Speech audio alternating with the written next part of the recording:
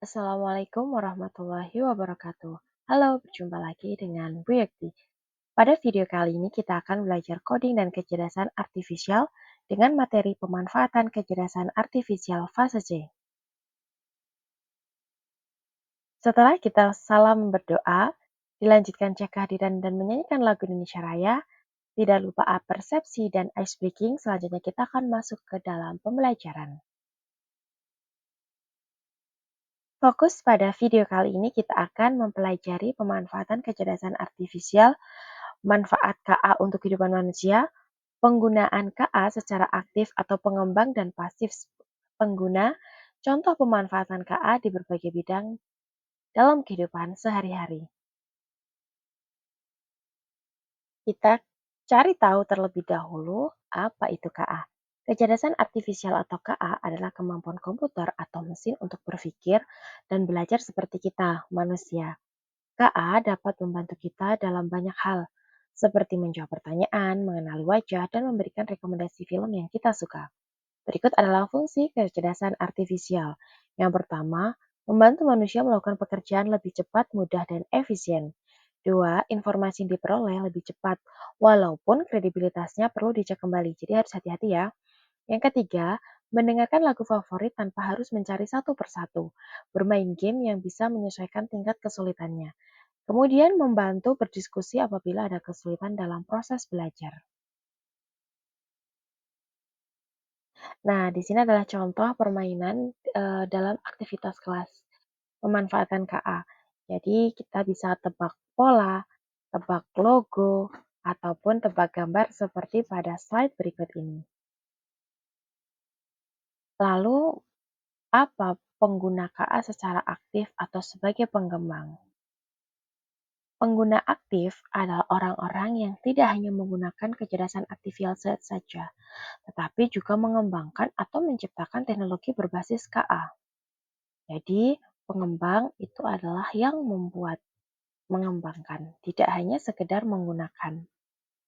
Nah, di sini salah satu contohnya adalah membuat program chatbot yang bisa menjawab pertanyaan secara otomatis, mengembangkan filter wajah di media sosial seperti filter Instagram atau TikTok, melatih robot pintar agar bisa membantu pekerjaan manusia seperti robot pembersih lantai, dan mengembangkan aplikasi KA sederhana, misalnya membuat aplikasi yang bisa menebak gambar atau suara dengan kecerdasan artifisial. Lalu bedanya dengan penggunaan KA secara pasif atau sebagai pengguna, yang dimaksud di sini adalah penggunaan pasif berarti seseorang hanya memanfaatkan KA untuk membantu aktivitas sehari-hari. Contohnya di sini adalah menggunakan Google Translate untuk menerjemahkan bahasa, menggunakan kamera ponsel dengan fitur pengenalan wajah untuk menggunakan filter, memainkan game dengan lawan AI, ataupun aktivitas lain yang kita sebagai pengguna atau kita menggunakan AI.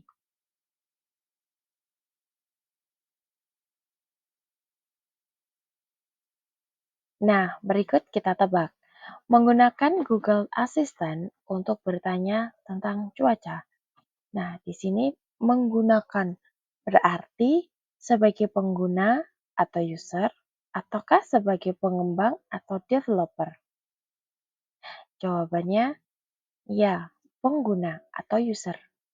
Kita menggunakan Google Assistant untuk bertanya tentang cuaca. Lalu yang selanjutnya, membuat aplikasi chatbot sederhana yang bisa menjawab pertanyaan. Nah, di sini karena membuat berarti kedudukannya adalah sebagai pengembang atau developer. Jadi sudah bisa membedakan ya mana sebagai pengguna dan mana sebagai pengembang atau developer. Pemanfaatan KA di berbagai bidang, mulai dari bidang pendidikan, hiburan, transportasi, kesehatan, sampai keamanan. Contohnya di sini adalah yang pertama di bidang pendidikan, penggunaan beberapa aplikasi untuk membantu proses belajar, misalkan Ruang Guru, Google Classroom, Canva, Assemble, dan lain sebagainya. Banyak sekali. Bidang hiburan, beberapa aplikasi untuk mempermudah proses pencarian seperti Spotify, Netflix, YouTube, dan lain sebagainya. Yang ketiga, Bidang transportasi, penggunaan beberapa aplikasi untuk memudahkan kita sebagai pengguna, seperti Google Maps, kendaraan pintar, dan lain sebagainya. Lalu, di bidang kesehatan, di sini banyak sekali ada aplikasi kesehatan ataupun juga mesin yang dapat mendeteksi penyakit lebih cepat melalui analisis gambar medis, memberikan saran kesehatan berdasarkan gejala yang dimasukkan ke aplikasi dan mengingatkan jadwal minum obat melalui aplikasi kesehatan. Di sini contohnya misalkan Alo Dokter, ya. Masih banyak lagi contoh lainnya. Yang selanjutnya adalah bidang keamanan.